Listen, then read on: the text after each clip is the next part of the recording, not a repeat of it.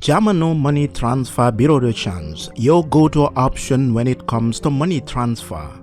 With Jamano, you can send money from anywhere in the world to your family and loved ones in the Gambia and be sure the funds will be delivered to them within the shortest time possible.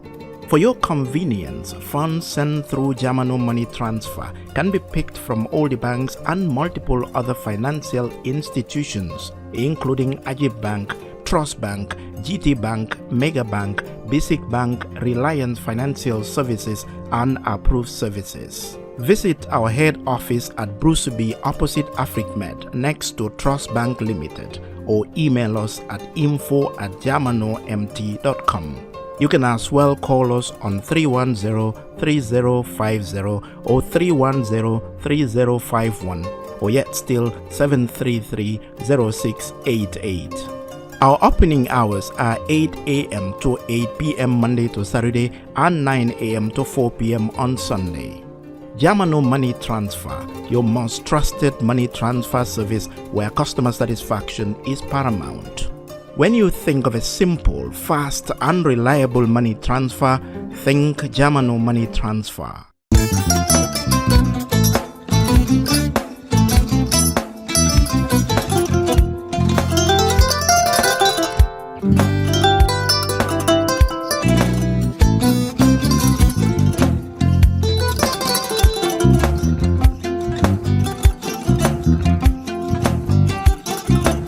Agada ke mbijan no aga nyaade albaka mbaka important yo nga transfer la sto ya transfer la ha code nyinji okay person nsila id soto sa so sorry agada mbijan ro albaka mbaka bara alla service o tariaka mbale ki janna nun kunu bara tariaka jannom yona forest de bureau gambia tonkon na no mbali ya bere birim koyna fo kato bari si kodo kino kato nim fo bolong blabe 56 branches mola soto gambia jam ha gambia kono ani gambia bantala bankol nko kodo kiya bere kodo sifa fo falindiro fo nyaadi lafta memmen na kodi to poto nin kodi maraw jannam number 1 di nyonta andum fana nata anoda enterprise sotale wala nyindi ko domorol fana kol fana be firale de dadi ma ni domorol ni fana beteat gambia dawda yalo ngam fa kendol sotale di wo moyo diat apelenta baraka ni lafta nyelen kendol e bina yalo bu kanila ko la baraka ba yalo ndel chosano lo baraka.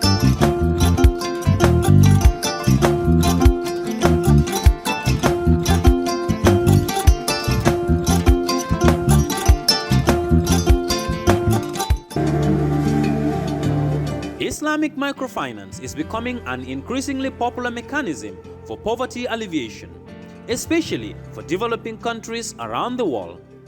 This microfinance service adheres to the principles of Islam as a form of social responsibility. Yona Islamic Microfinance is the Islamic microfinance of choice in the Gambia, trustworthy and reliable. At Yona Islamic Microfinance, we provide savings products, current accounts, financing products in conformity with Islam. In addition, Yona Islamic Microfinance also offers local and international remittances, takaful fund, management of zakat, management of awqaf, trading and investment, and building of strategic partnerships to bring financial services to the doorstep of the poor with donor projects, madrasas, youth organizations, women groups, and farmer organizations. Make a choice with Yona Islamic Microfinance today. For more information on Yona Islamic Microfinance, call 377-2151 or 9832-151 or visit Yona head office at Tipa Garage, Bakote, or visit any Yona branch located countrywide near you.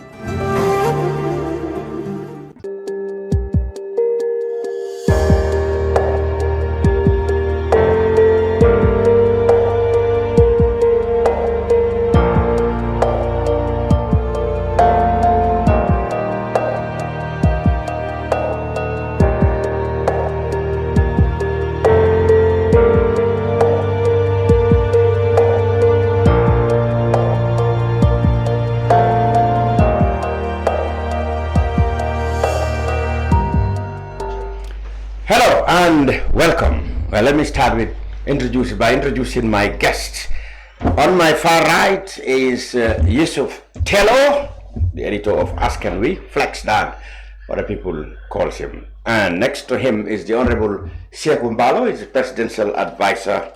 And next to me is Muhammed S. Jallow. Well, I made the vice president. Yes, journalist. So, and this week we are going to, as usual, of course, we have expanded the panel. We're going to bring you our perspectives on several topics. Among them, of course, is the recent demonstration by mainly youths under the aegis or the auspices of GALA, that's the Gambians Against Looted Assets. They held a demonstration that was widely covered, and they presented 5 key points of demands to various institutions. We will discuss and give our perspective on that.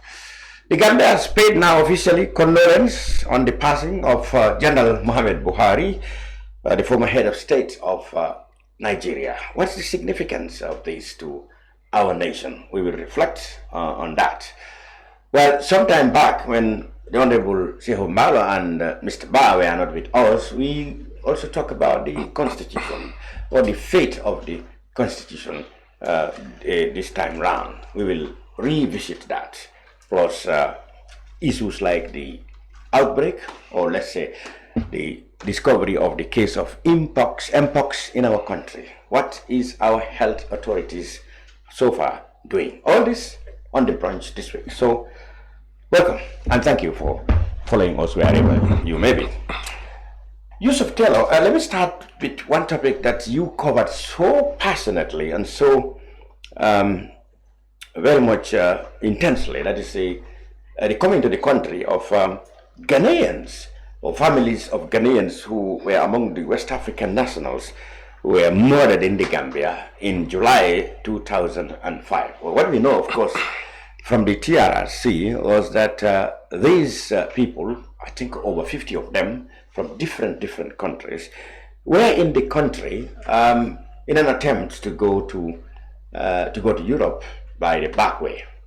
But then at some point they were taken to be mercenaries by the Jammeh regime, and even though they protested their innocence, they were killed, apparently, as we discovered from the Commission of Inquiry, the TRRC. There was some sort of compensation for the Ghanaians, but they said that is not enough.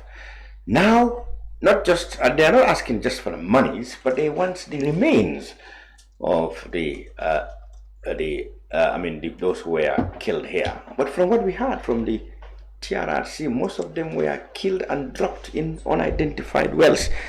So all this brings a lot of intrigue into the Ghanaians' mission in Banjul. Mm-hmm. So take us through, Flex. Yes. What exactly is their mission? Thank you very much for inviting me to the program, and greetings to my co-panelists. We all know this week has been the week of July 22nd, a very important day in Gambia's history, being the day that former President Jammeh took over power in 1994. Well, fast forward 11 years later, in 2005, as you rightly said, they were supposed to commemorate July 22nd, 11 years. But on that fateful day, it so happened that some migrants were intercepted. And these migrants, West African migrants, mostly Ghanaians, you also had Nigerians there, you also had Senegalese there, people from Togo, Ivory Coast, also from there. They were mercilessly slaughtered, and in some instances it narrated how they were dismembered to try to disappear them. We know until now there are some people who are victims of enforced disappearances, which means you've been made to disappear and nobody knows where you are. Yeah. So it's alleged that at least 54 of them were killed, and this was during the former regime. It's all been revealed in the TRRC, how some of them were brutally massacred. It's a tragedy for the Gambia. I mean, clearly the worst day. I don't think we've ever had another day in recent history apart from that, perhaps that botched up coup. Yeah. Kukoi Samba Sanyang. I cannot remember because April 2000, at least 14, which was terrible. These are children, not trying to belittle it, but 54 of our compatriots, which we say we are, smiling coast of West Africa. Well, it also, fast forward another 9 years, 2025, here we are. Justice is what has brought two of their representatives, Miss Cornelia Ajekum and Mr. Isaac Mensah. These are children of those people who were murdered and massacred. They came and they had a lengthy trip, a whole week here. On Thursday is when they returned to Ghana. They came on Monday. On Tuesday was July 22nd, and I joined them as they held prayers, Muslim, Christian prayers, by the beachside to remember the 20th anniversary of the passing of those West African migrants. Just behind the Ministry of Justice is the beach. There is where they were. So from there they went on to meet the Ministry of Justice representative, who did come out. The Ministry of Justice representative who came out was Aji Adam, senior counsel Aji Adam from the Ministry of Justice. She came and took their petition. There is also one Gambian who unfortunately passed away, and the wife, the grieving wife. Oh, I mean Tunkara. Tunkara, exactly. The grieving wife was there. She also delivered a statement which the Ministry of Justice had, as well as the Ghanian victims. WAVE is the organization who has put this together, managed to bring these people from all the way from Ghana. We know. Not WAVE money, it's the WAVE we know, but the WAVE for Women's Association for Victims and Women Empowerment, WAVE Gambia. They are the ones who have put all of this thing together. And on that same Tuesday, they went and they met the National Assembly Human Rights Committee Chair, Honorable Madi Sise. He received them and received their petition and gave some words. Victims also gave some words. You could see at some moment victims were crying because of their recalling, what their family members have gone through according to reports, So it was very, very tearful event. But then they went from there. They went back to the WAVE headquarters, and then they had another engagement there. The next day, they made the Reparations Commission. That was on the Wednesday, and civil society, and then they traveled on the final day. So what was their central message? What do they want now? Yes, they are reinforcing the recommendations of the TRRC. So basically, in the TRRC, it has done his report. The report has been published and submitted to the President, Office of the President, and they've also accepted almost all the recommendations, especially with the Ghanaians. One of them is to commence investigations immediately on these killings, because of the bodies are yet to be exhumed in some instances, so that they could be returned to their loved ones for proper burial, so that they can go and maybe remember them when they want to. They know that this is where they are now buried. So that's one. And then the second is their reparations, which the TRRC has recommended at least 32 million to 54 migrants, 32.4 million. That's $600,000 for each of those deceased migrants. But there are two things which Isaac Mensah, his father, Peter Mensah, was killed, and he was here, Isaac Mensah. He's calling for the Gambia government to increase reparations to $1 million. Yes? 1 million per person? Or per person. Per person? Per person. That's what he's calling for. Well, $1 million for 45 people. That's about 45 million. For 54. So you 54 million US dollars there. What about Gambian victims? That's for them to also, so advocate for. So the government has a big task in there. Yes, and remember, these people are not Gambians. They don't, dollars to them, it's nothing. So $1 million for each life. That's what they are calling for. And they are also refuting that they ever receive compensation. Isaac, he's saying that what they received was not compensation. that was a token or a gesture from the former Gambia government, because no assessment was done. They were not even told who was killed. Yes. And information, it was not done. Like you see how the TRRC did a proper investigation. Right? So for them, just to clarify for them, that's what they are saying. And also that they are 56. Because of that was one of the questions. The guy kept saying 56, and I keep asking him, the numbers that the TRRC have highlighted is 54. But for him, Isaac Mensah, he is clarifying that they are 56 deceased and not 54. So basically they wanted, let's say, a standard of reparation that would make it $1 million per person. This is what $73 million. $73 million per person. This is what they are demanding. I know that the TRRC, when they were wrapping up, they had $50 million with them, which after some, let's say, technical or medical reparations, the remainder they shared it among the victims. Yes. That there were voices that could not also be compensation or reparation, because that is not enough. That they wanted the government to come up with a standard compensation that is going to meet at least, if not international, but for example, the barometer used in the Faraba incident, where each victim had at least $1 million. So these were the ones recommended after the TRRC recommended. And even the amount of money that was still left for the TRRC, for the government to complete that TRRC token, it's not still been paid. Yes, so just to make a few clarifications, because reparations is something of my so I say focus. So basically it was 50 million that was awarded, and 13 million was used on interim reparations. That was for the victims of the April 2000, some of them Yusufa and some of them Nogoy. So yes, some of them, they had interim reparations because they had health issues which couldn't wait. So they spent 13 million on their upkeep. Turkish government provided the medical care. That was during the TRRC before it finished. That left 37 million. So because at the end, the first round of reparations, they gave payment for the 37 million. They used that to pay the first round, and with that they couldn't pay everything because the whole entire fee is 200 million. That's what should the whole is over 200 million. Yes.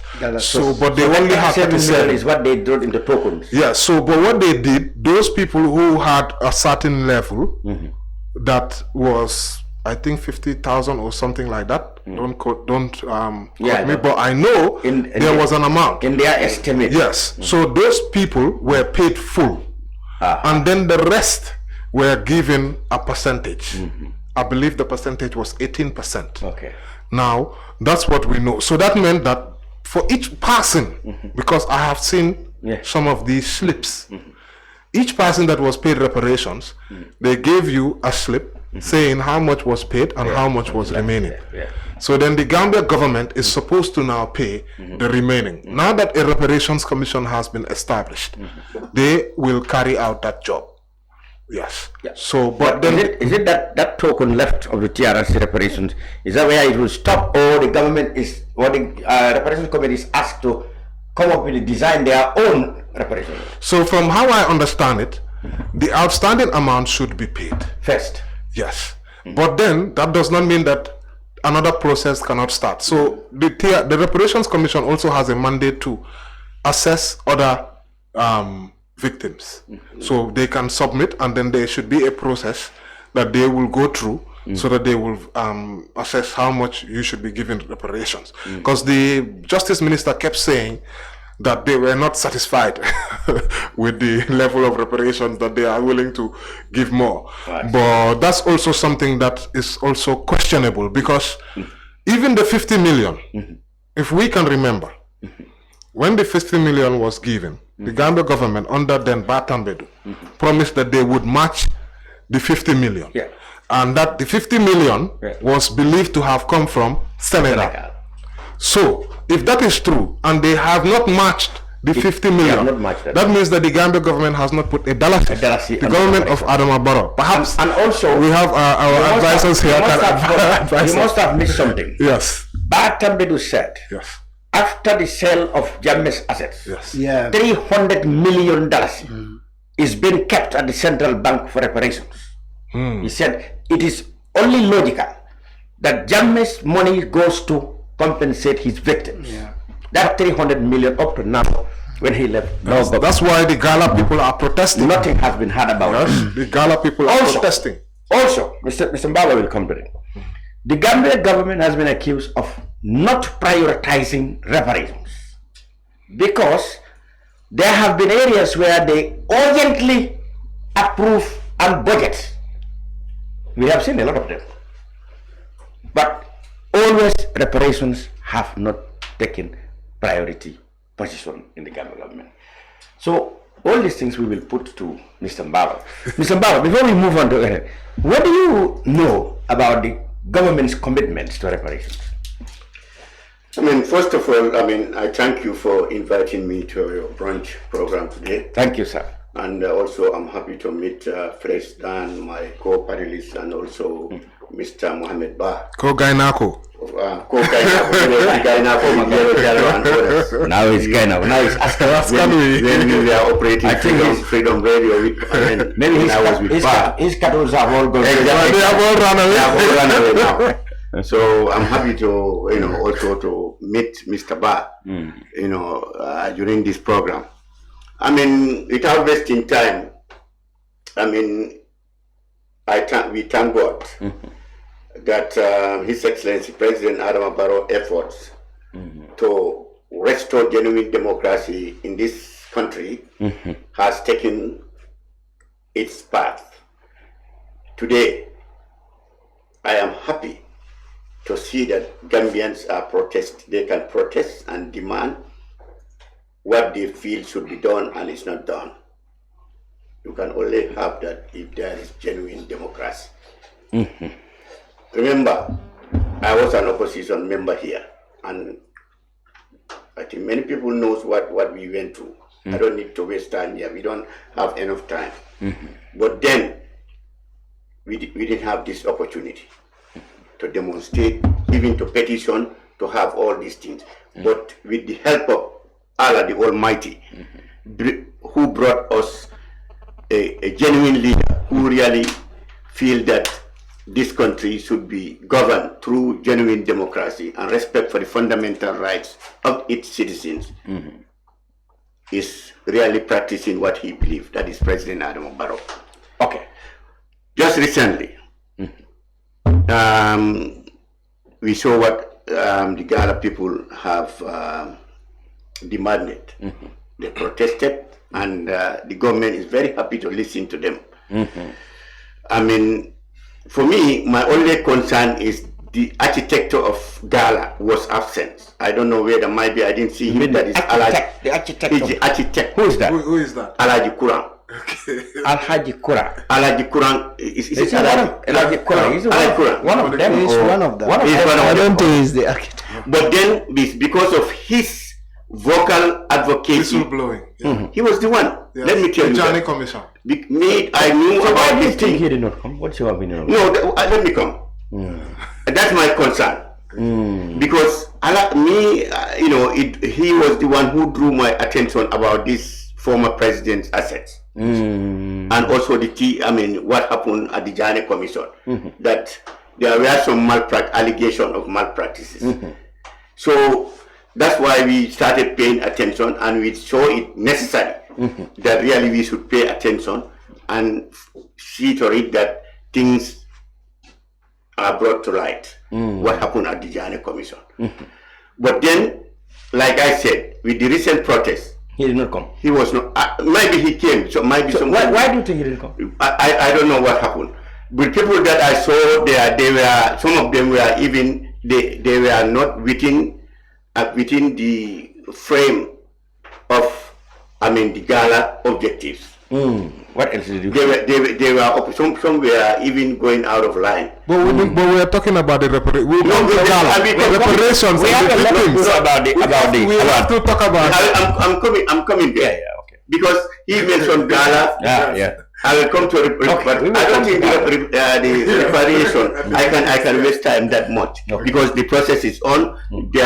Petition has been done by the Ghanaian women, and that process is on. I don't want to, at least dwell on that much because then it would seem as if I am trying to. Yeah. But you were saying, is the government committed?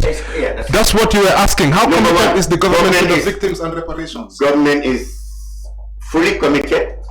We are 100%. So why is it that you prioritize other things and for 3-4 years with victims dying, exactly, they have not still been compensated? When you prioritize money, you bunch a lot of money for things. Even footballers. Mr. Cham, they want even Mr. Cham, government operates on it has processes. Okay. We have processes. Government do not operate on one line that this is here, this particular thing only need to be solved. We have various things that need to be solved. Things that are important. Yes. You cannot say. Do you want to tell me the health sector is not important? Do you want to tell me the agriculture is not important? Do you want to tell me housing is not important? These are all important issues for government. Do you want me to? We are dealing with them concurrently.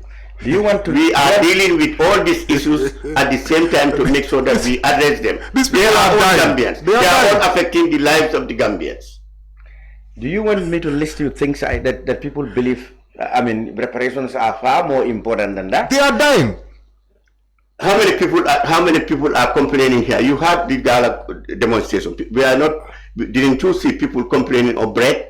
Is that not important? That's their concern. If your concern is about repatriation, somebody's concern is bread, somebody's concern is rice, somebody's concern is their rice fields. And government has to pay attention. We are paying attention. I'm telling you, some issues, some are concerned about migration. Victims are. So these are all our issues that we need to pay attention and address. And we are doing that. The victims are telling you that all the monies that have been earmarked by government to pay reparations 3-4 years ago, 300 million, I told you, former Attorney General said it. Exactly.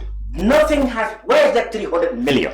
And why are victims still waiting until they are dying? Yeah. Can you tell me when was the commission? When was the commission established? Which commission? Repatriation Commission. The Reparation Commission. The Reparation. Yeah, mostly. Right. Even before. Yeah, for me, mostly. No, just tell me. In April 2025, they were established. And the government did not even give them an office. Yeah, for their office. Okay. But that is a process that you cannot just establish the commission and give them office. No, for me, everything that they need. It is going to come. Okay, there are other issues that came before that, and they took their time, and now they are okay. They have been given what they need and what they demanded. There was the Access to Information Commission. I'm not saying it's not important.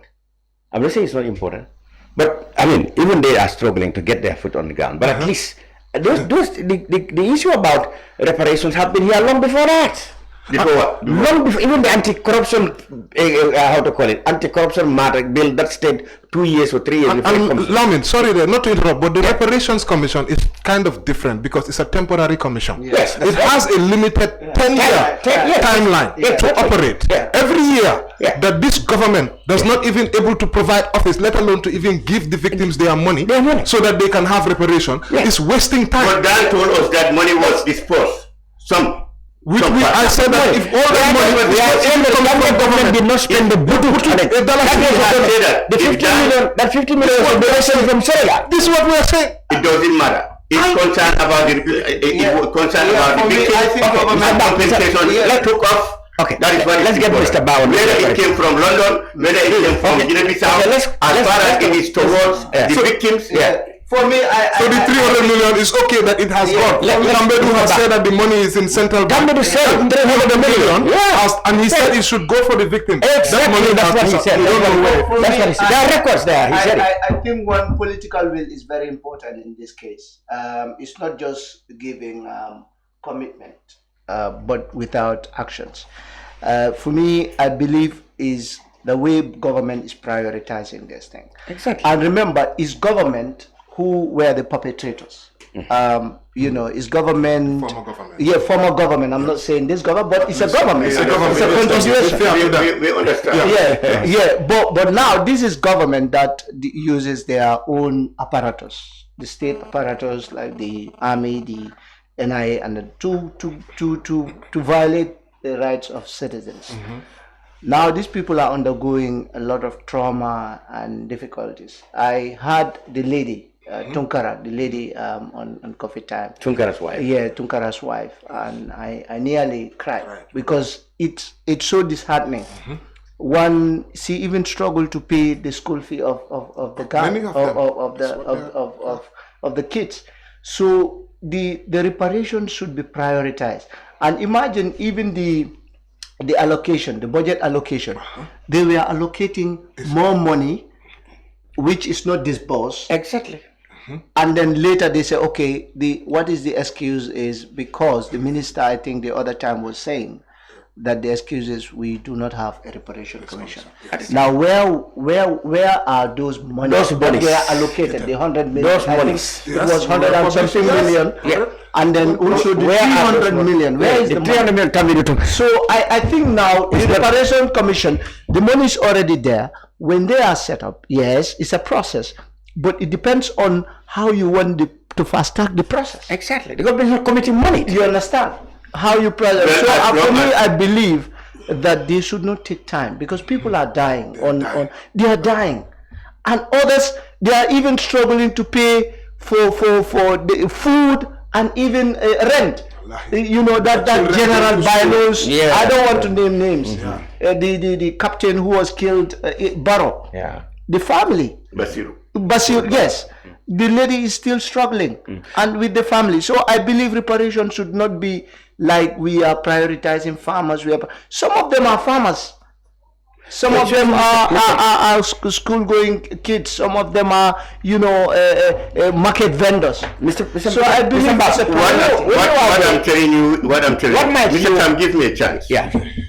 I mean, you have to understand my statement here. My statement is very clear. I am not saying that we are prioritizing farming more than on top of this repatriation issue. What I am saying is we have all these issues in hand and they are all important to government. That's what I'm saying. They are all important. The health sector is very important to us. Migration is very important to us. Security is very important to us. Agriculture is very important to us because it is important to the Gambian community. Likewise, this repatriation issue. So therefore, government is not ignoring any of this. We are giving them the attention that is due to them, and also that's why we have established this commission. Recent, I think this year. Commission. This year, and they are going to be giving. We're going to listen to them, and then the ball will start rolling. Yeah, then can he promise us at least he will be engaging the president? No, let's listen to what we have to say. We're not going to put you in a position. Political advisor. Somebody will share. It's coming from we are not saying, no, we are asking you to engage with the president, engage with the cabinet ministers that you know. Tell them that these people are dying. And let them make you were with the diaspora. You were with us. Yeah, and also practically. So you know the pain of these people. You can talk to them. You are the guy to talk to them. Let them make sure that and flex. And what I want to say, when you talk about commitment and it is not reflecting on the national budget, it becomes a problem. Exactly. So now the Reparation Commission, I think they allocated $30 million. Dollars on the budget. Yes. I'm not saying what government is planning. Yes, I'm saying because you cannot, government cannot spend beyond the budget. Yes. So now, 30 million is there. That 30 million, I think 20 million for the victims. Is for the victims. 10 million for the community. 10 million for operational costs. Yes. Now, where are you going to generate? Okay, minus 10 million from 200 million plus. That's it. You understand? It's just like a drop in the ocean. So practically, it means this year there will be no effective and efficient reparation. Exactly, because until and unless we have a budget. Exactly. And now there's another issue that we were talking about. I don't know if I should say it, but this Potomac Jameson Manson. Yes. And we knew that there was a transaction on selling the Yeah, you make it. You know, and they will make at least $3 million. Dollars, sorry. Yes. That $3 million, they just times 73 times 3 million. It's a lot of money. It's a lot of money. So that can even solve, at least 80 to 90%. And the American government said they will only give that when they have seen an established, because they insist it should go direct to the, so I think should go direct to the victims. Should work towards, just like what Muhammed said. He can promise us. I think we are coming back to the same thing. That is, government is taking the necessary steps. That's why a commission has been established. Yeah. And these monies that you are talking about, this Potomac, this Jammes House, can only be brought when there is a commission. Yes, that's what will address the issues of the victims. They said it must go direct to the victims. I think all of you can agree with me that government is really taking a step. No, I mean, of course, there are steps. Yes, rather than this thing is left with the Ministry of Justice alone to deal with these victims. That was not the right thing to do. You are very right. That's why the government thought that, you know what, why not we wait until when there is a commission, a reparation commission that would receive these monies and also address You are very right. That's the right part. The steps taken by the president cannot be blamed for this. The Ministry of Justice cannot blame for this. I think they are doing the right. The Ministry of Justice is doing the right thing to make sure that the money goes to the people who deserve to receive money. It took longer time than necessary. Yeah. And the government's commitment had been more of a lip service in terms of the fact that there is no budgeting for it. You understand me? Yeah. There were supposed to be, money was earmarked for it, 300 million. Yeah. It was never spent on it.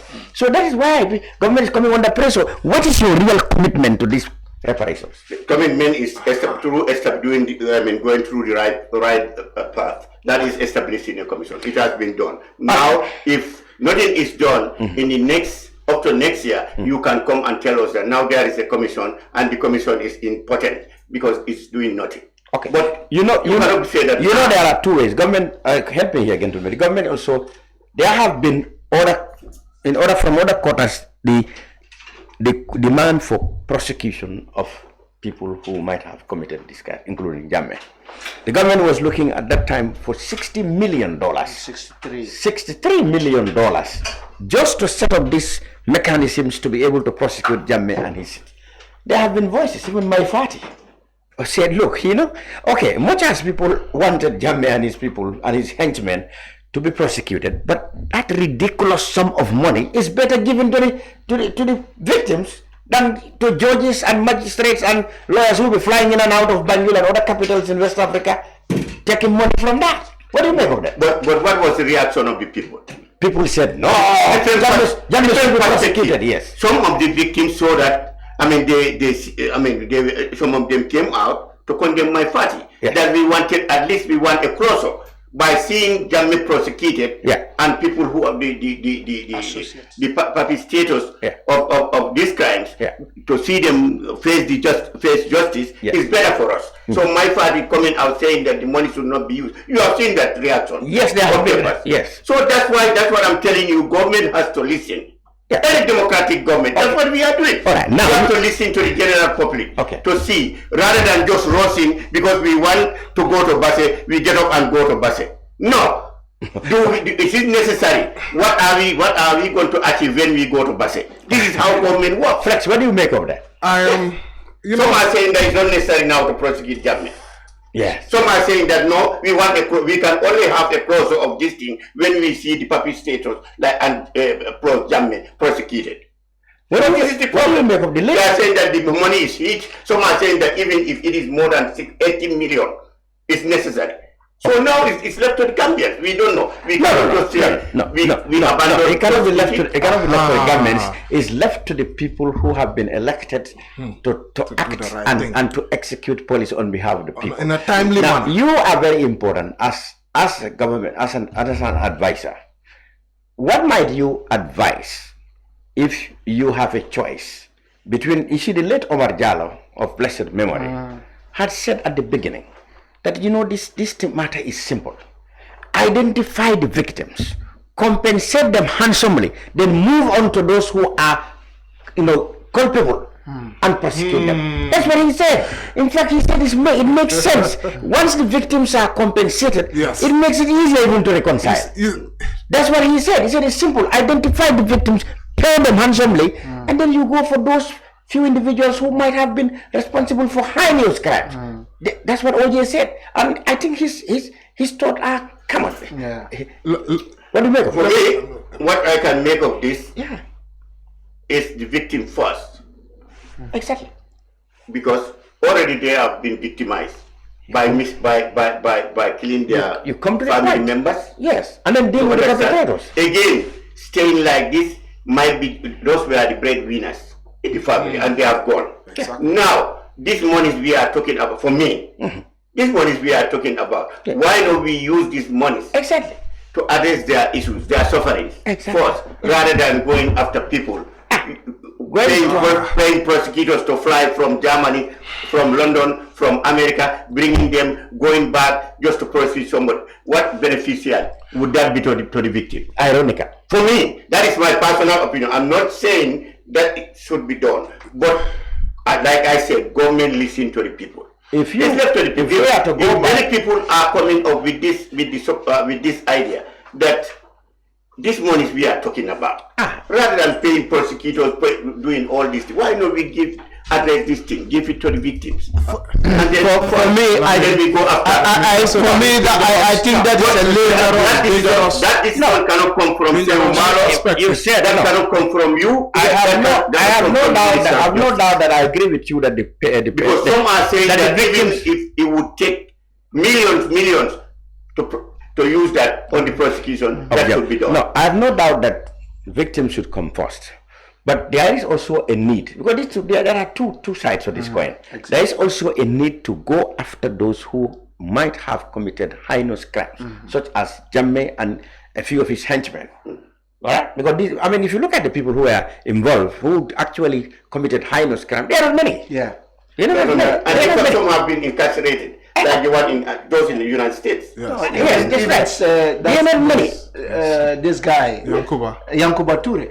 That's right. So you see, if the government had been committed to how to call it, to implement the TRRC's recommendations on those two things, by now a lot of ground would have been covered. Exactly. That's what a lot of ground would have been covered. Lamin, I feel like the problem we have of this government is that they are not doing things at the right time. And that is causing more problems for them. Because by now, compensation and reparations would have been done. Long time. Now that would put even less pressure on the prosecution. Exactly. Because Gambians are forgiving people. But if you treat them with this disdain, and they are seeing their loved ones are dying, they are not receiving reparations, no going jai. Yeah, no going. So many. Sukai Dahaba. Yeah. I'm investigating these things. I'm investigating so many other people who have died. Yeah. After the TRRC has already said that they should be compensated, and these people are dying. So the main problem, and that's why I disagree that the MOJ has done the right thing. The MOJ has failed because of how many years under the MOJ's budget they put that reparations from 2021. We have a chart that shows every year for the last from 2021 until now 2025. They have been given in their budget amount for reparation. This excuse that because of no commission they cannot pay them. Gambia government is paying salaries every month. Gambia government is paying government officials to travel left, right, and center across the globe every single week. Asking for additional budget. Additional expenditure. So for me, every year, I completely disagree. Supplementary budgets. And then finally, the issue about this is what has brought us now to this position. It's like a school-going child who is supposed to study for exams. Now that the exams have come, you have not studied. You need to study for all your papers at the same time. Last minute there. Huh? So now it's last minute there. And now what at that stage what do? You look at exactly. You know that I'm not going to pass this exam. Now but this exam, I know that I'm going to do well. You say, okay, let's study for that exam. We're not asking, the government is not going to be given that opportunity. This is not a case of let's choose justice over reparations. I see. Because if we don't have justice, we will have a lawless country. Absolutely. What message will we be sending? This issue is supposed to send a message of never again. Exactly. And I want to urge him, because of me, I asked him one thing that I'm not saying that he is the government there. But if it is, and as my former Ghanako, I'm not going to. It's very important. I'm going to hold him here. It's very important. He's an advisor. And he's an advisor. He has a very important role. And he has taken his time to come and communicate with the public. I'm asking him to engage President Adama Barrow, his cabinet ministers, to pay off these people their reparations within a year. Absolutely. For all of it. For me, the justice part of it. You know, it's not about just getting people and arresting them and taking them to mile 2. It's beyond that. Because it's a systematic problem. It was a systematic problem. And what happened is a government, a regime that was doing a lot of right violations. Now, how to correct that? We are now correcting a system to ensure that this thing that happened before will never happen. So investing money is a good investment to even the systems, because look, Gambia, we were not having, we don't have the capacity to prosecute certain crimes. Like there was no torture bill to address torture. Now we have it. Yeah. It's helping us. Now if you torture someone, then you will not say, which law are we going to use? The torture bill is there. The torture law is there. Now, in terms of a president committing a crime, if we have this kind of system, not only a president, but the cronies that are around, like for example yourself and all the others that are there. Now, if we have this system in place, then you will know that hey, now there is a system in place there. Yeah. We will not do this kind of things. This is what happens. So, Mr. President, even if the president is going this way, you say, Mr. President, no. We already have a system in place. And you will know, it will help you even to govern this country without violating systems or rights or without using powers. Okay. So it will help this government. So investing money is not a waste. Good. Let's move on now to before we move to the Ghana. You don't allow him to give me my whether he will. But I want to ask him. Address one thing. Will you? Will you pay the reparations within a year? Let them pay them within a year. Talk to these people. If they, we are not saying. We're asking you. It's appealing to you. It will be premature for me to promise. No, but all I am saying is we have been talking about this thing and it is our concern. I can tell him that it is our concern. It's not that we are ignoring. We are following this thing at the ministry level. So let him be rest assured that this thing is on the table and we are concerned at the president. You are not promising me that we are going to do. Let's move on. Before we go to come and tell him that you are going to make a against December.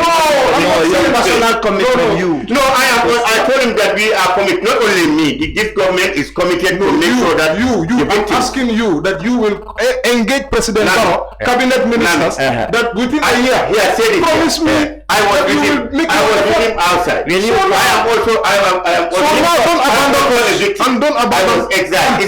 Yeah, that's right. So I am concerned, like him. So that's why it is. So you will do it. So I'm doing it. When you go to Barrow now and said, my brother, we have to look at these victims now and solve them.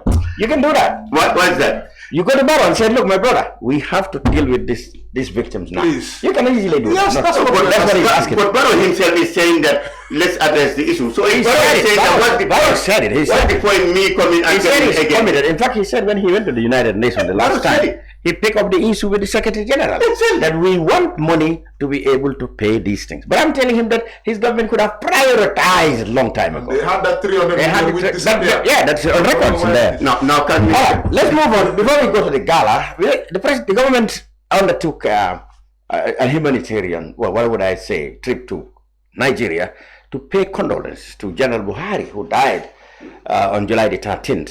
General Buhari, actually, the president hailed him to be one of the, instrumental in the restoration of democracy in this country. Mr. Mballow, that's a commendable, many people agreed with the president. That's a commendable move. In fact, it should have come earlier, let's say the week he died. Gentlemen, or Mr. Mballow, can you help us here? Why didn't the president feel it's important to go to Abuja? He said it. If you look at the video when he went to meet the family, he said it. He said he sent a delegation. Okay, he had sent a delegation earlier. He sent a delegation earlier to go there. Okay. To attend the burial. Yeah. But he said he saw it necessary himself. Yeah, to come. To go because number one, he said Buhari was a friend to Gambia. He said Buhari stood for Gambia when it was needed. Yeah. He said it. Nigeria, in fact, actually been very friendly to Gambia. He said he was very helpful to make sure that the decision of the Gambian stands in 2016. He said it during the video. So he said it was very necessary. It was a burden for him when he had his friend, his brother. He said he used to call him Papa. When he passed away, he said, I have to go.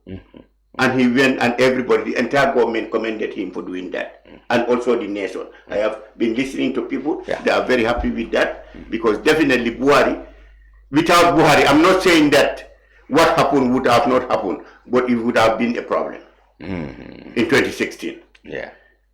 Although we had other presidents, John Mahama, they were here, Ellen Johnson, and others, but those people were very reluctant to take the steps that Buhari took. Not Salif. Buhari spearheaded. Buhari, you know why he's different from them. He was a military man. He had a military background. He can take both politically and also military-wise. Okay. So that's why he said this has to be done. He said to Jammeh, if you think that you are a military man, I am more a military man than you. Absolutely. That's what he said. Yeah. So that's why people said, you know what? Something will be done. As far as Buhari said, these things will be done. And when he went to Nigeria, immediately he called for a meeting. We understand. Yeah, he got his military top general. And he said, what is happening in Gambia cannot be accepted. That's what he said. Well, you see, that's commendable on the president. Everybody agreed that is true, because Buhari was not just a personal friend, but Buhari defended what the aspirations of the Gambian people at the time. Because most of the time in ECOWAS, what happens is that they pick and choose their friends. Exactly. Pick and choose their friends. But then he was committed to principle, that is... That democracy. Was it actually... The voice of democracy must be respected. Was it actually true that President Jammeh lost? Once he established that, then he said, of course, he should leave. Of course. He did not want to intervene any further, any other further persuasion. He just said, look, he lost. Buhari had long been yearning for free and fair elections. He attempted 3 times. And all his campaign had been, I wanted a free and fair election. He felt that free and fair election is the only way that the citizens can be satisfied in changing their government. Exactly. Buhari had a tremendous, history in terms of Nigeria. When he was in the military, before even the Civil War, they were junior officers, but he fought in the Civil War. Yes.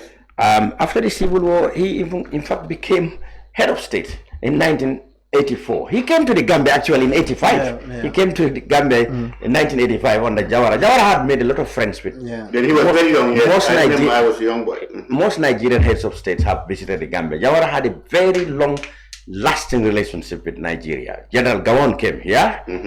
Obasanjo, after Gowon was overthrown, I thought if Muhammed had lasted long, he would have come here.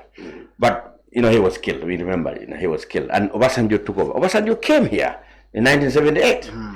Even Abacha. I know, but I'm coming here. No. I'm coming there. Then you had Saihou Sagari. Because Obasanjo handed over to Saihou Sagari. He came here in 1980. In fact, he was believed to be very identical with Jawara. When he came here, people said, this is Jawara's brother. They look alike. So after that, then there was a military coup d'etat. General Buhari came in at the end of 1983. And he came here in 1985, Buhari himself. He came to attend our independence. So when he went in 1985, General Babangida overthrew him. And Babangida, in fact, became more friendly to Jawara. Yes. What kind of a person is that? Babangida became even more friendly to Jawara and Gambia than anybody else. Because he came here 3 times. He came to the Gambia 3 times in 1 year. He came in 1990, Silver Jubilee, celebrating our 25th anniversary. He came in May for the ECOWAS summit when Sarara became chairman of ECOWAS. And he came in August to set up ECOMOC. That is the first military contingent from ECOWAS. They call it ECOWAS Ceasefire Monitoring Group in Liberia. ECOMOC. It was formed in Banjul. So Babangida came. Then Jawara was the chairman. Babangida came 3 times in 1 year.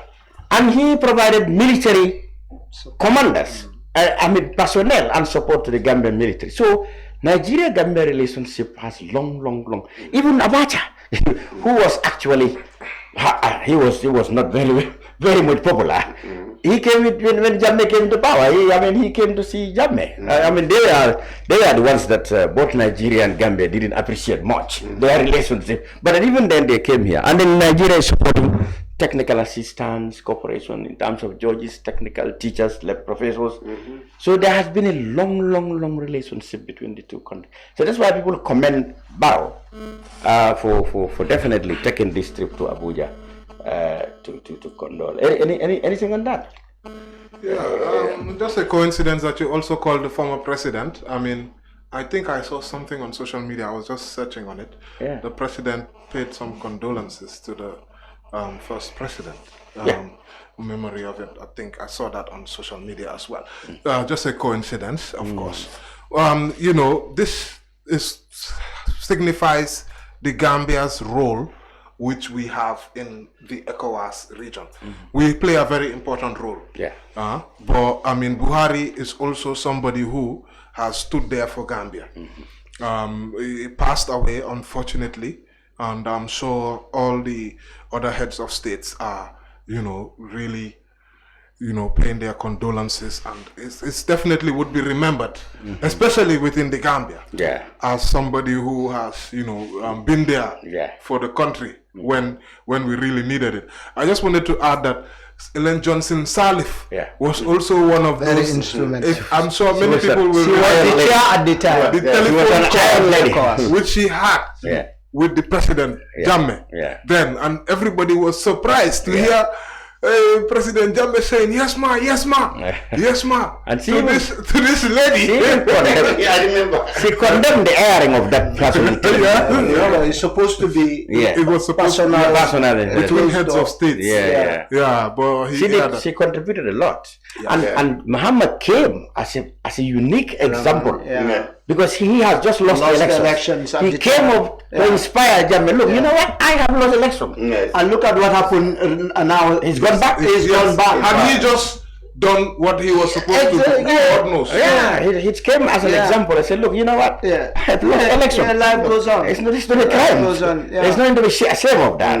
So he had a lot of lessons from which Jammeh could have been inspired to do it. So together, all of them have done very well. I think the president is right, definitely, to go to Abuja. His village is called Daura, to pay condolences. And he met with Tinubu too. Yeah, of course. He first flew to Abuja, and then to Katsina, and then to Daura, where Buhari had suffered a lot, even for Nigeria. And he was well respected. During his first regime, he and his deputy initiated a lot of good things for Nigeria.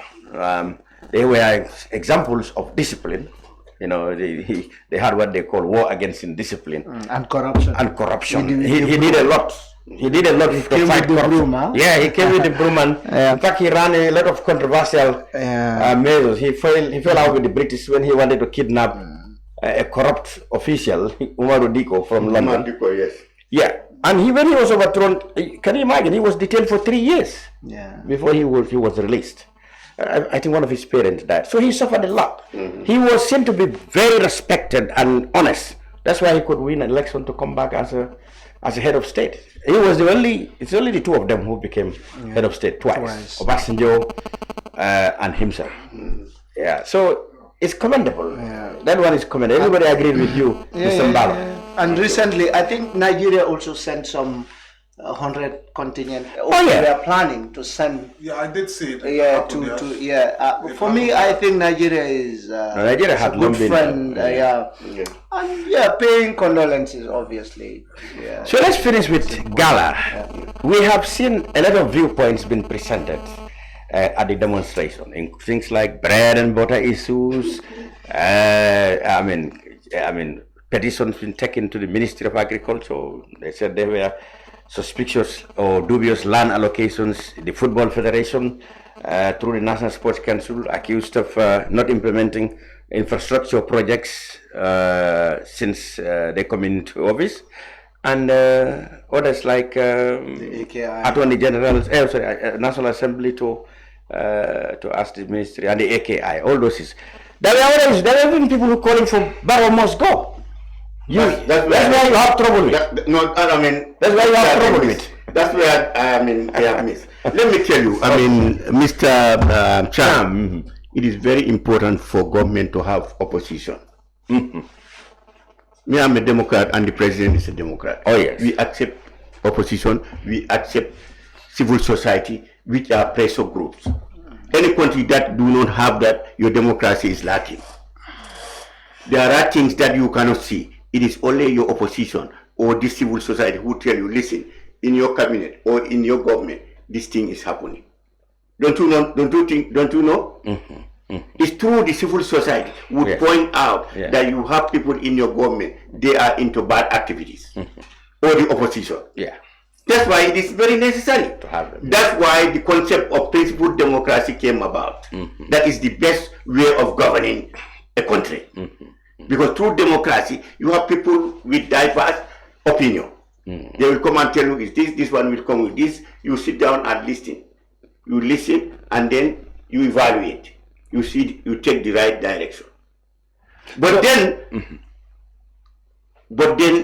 before you become a civil society, there are certain things that are very important. Your credibility. You must be somebody who is of a good moral character. You cannot just be a criminal. You are all the time in loggerhead with the police, with crimes, and you say you are a civil society. Who are you correcting? I'm just telling you. Are there such people here? Let me say, I'm not. You have to be specific here.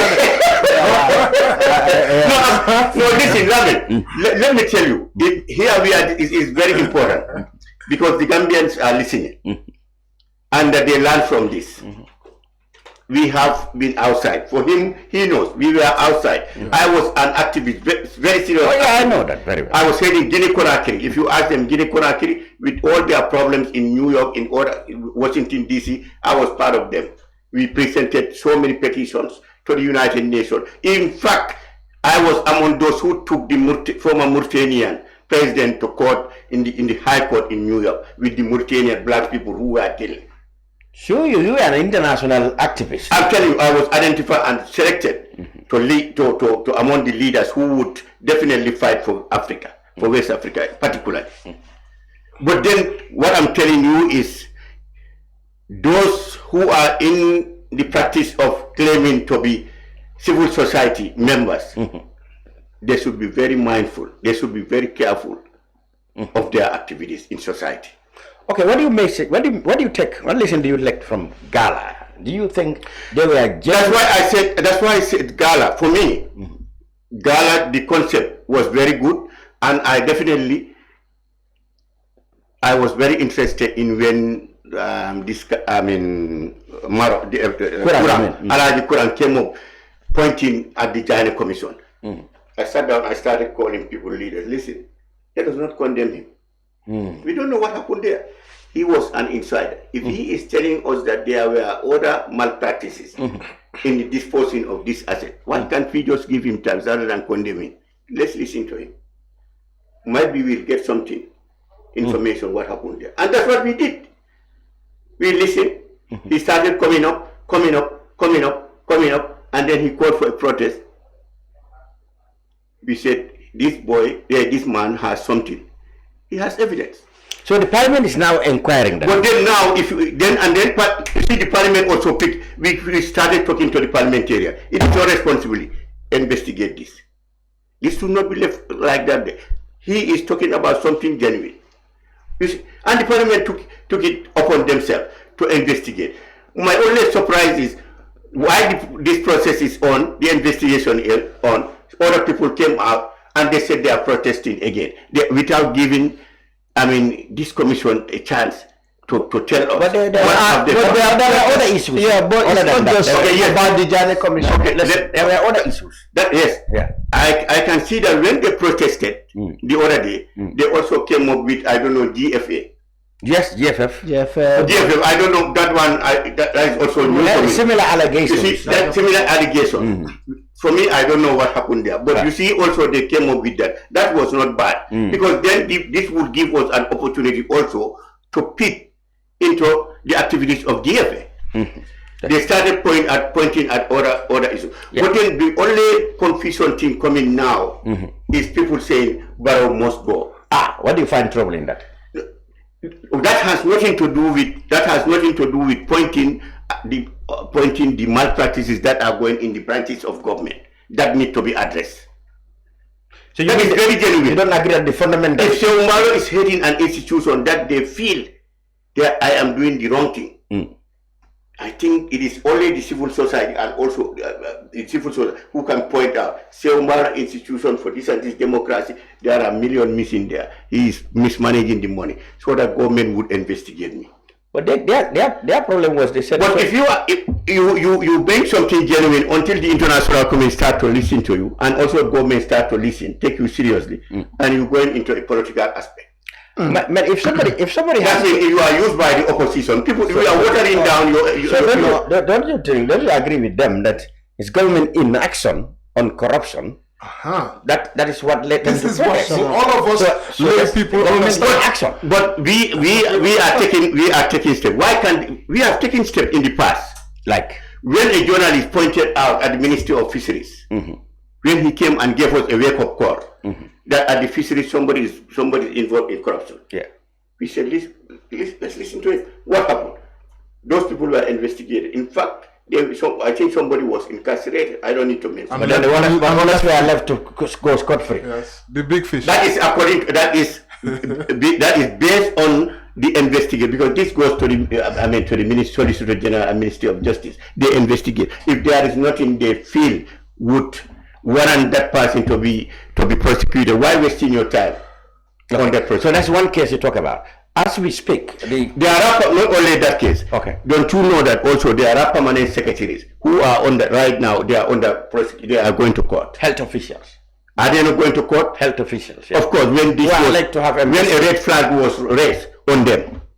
Okay, there have been. So are these not the efforts? This is what other governments also do. But the old democratic government, what they do is when a red flag is raised on something, they investigate. When it is necessary to prosecute, they go ahead and prosecute. There have been numerous audit reports recommending police investigations to many institutions' audit accounts, but that has not been done. It has been done. At the Ministry of, we have sat with the Inspector General of Police concerning this thing to make sure whether they are following this thing. They are following, of course. All right. Much recently, the Parliament investigated. Let me tell you audit report. Let me tell you about the audit report. What audit report does is, when you are given, I'll just give you an. Are you going to say their opinions? No, it's not. No, I'm not. Just give me chance. Okay. Give me chance. Okay. Thank you for clarifying. Give me chance. Now, if we give you $1,000, now we say Lamin Cham, $1,000 is here. Make sure that you buy exercise books for 10 kids and also pencils for 10 kids. You understand? You spend the money, $1,000 is gone. Now we want to see, might be some children among the 10 children, some are claiming that they have not got the pencils or textbooks.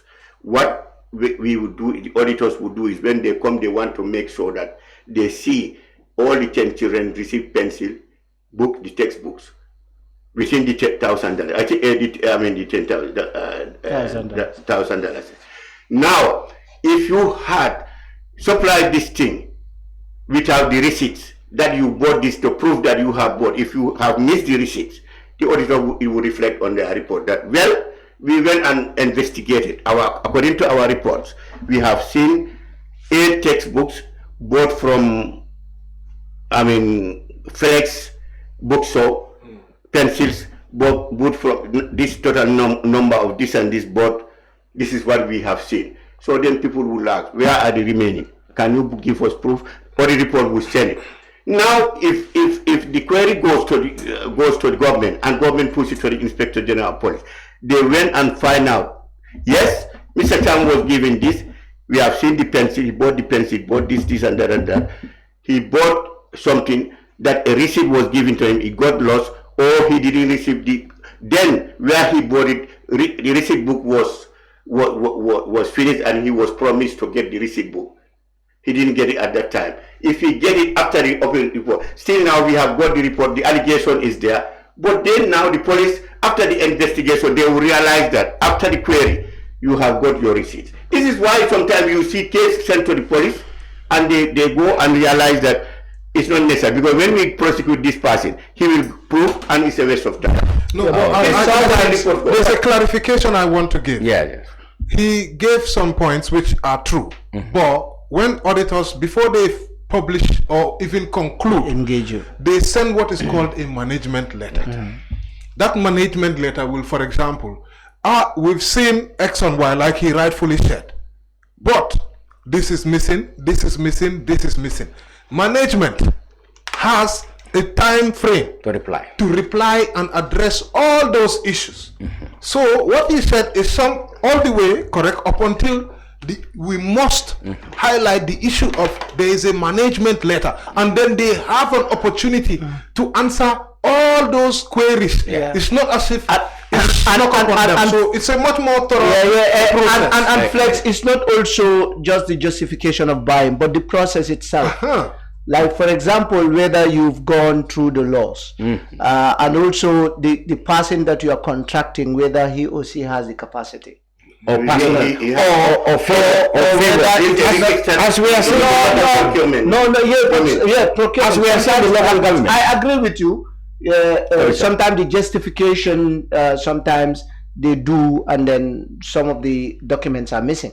But also, sometimes, or most of the case, what they flag is the processes. One, what's supposed to be a major tender process, it is single-handedly done. What is also a capacity-wise, for example, if Flex is dealing with books and you give him vehicles, to go and purchase vehicles, we've seen that in audit reports. To those are the problems. It is even making government not efficient, because now if you give money from, if the parliament allocate money, then you want to buy vehicles, and this guy doesn't have the capacity to buy good quality vehicles, and because of that duku, you just went and give it to Flex. Mr. Mballow, even you will not want that. So sometimes that becomes the problem. Yes, so it has to be investigated and ensure that it is correct. What about the case? What has happened? Did any demonstrators issue the case of the Russian oil scandal? Yes. It's part of it. Yes, it's part of it. Now that Parliament, because the government had said it was an internal parliamentary matter at the time, but Parliament has now approved the recommendations of the joint committee that investigated and made recommendations. In fact, it kind of recommended punitive actions against 2 cabinet ministers and some other officials. What is the government waiting now, doing with the report now? Well, Parliament has taken action. The process is on. Like I said, government, you see, democratic governments are totally different from dictatorial government. Okay. Democratic government makes sure that things are done thoroughly. Not at a rush. We cannot just, you come and report charm, maybe you have problem with charm, or we jump on you and throw you. No, but democracy also demand that once you have been alleged to be, that you step aside. When you are investigated and found to be that, you come back. But the investigation is not completed. How can you just send somebody? We wait until we see the they recommend that we have found something, actually this and that. Then we say, you know what, now that this thing has come, can you wait aside? This is what that's what democratic government do. People say they cannot work in a haste. Okay. Because that's why some dictatorial government, they make mistakes. They would just hear bang and they say, oh, things have fallen, and they take action. You don't do that. You make sure that you take your time. So government is right, because you don't want to do something wrong also. Two wrongs cannot make a right. Might be the allegation. After some time you realize that, oh, what has been alleged is not the actual fact. And now you have to reverse. And we have already harmed somebody's integrity. We don't want to do that.